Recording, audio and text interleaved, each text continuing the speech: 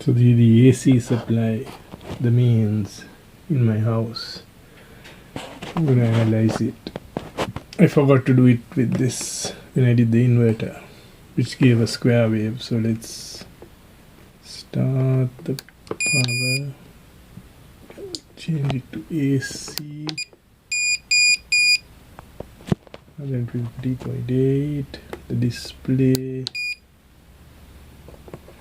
I'm going to select this to get it on scale.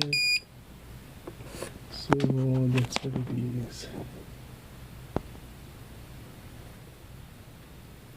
124.5 volts, 0.59 kilohertz, which is 59 hertz.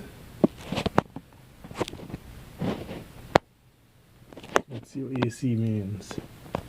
We got a square wave for the CEN-TECH inverter, and also for the Ryobi and the Milwaukee.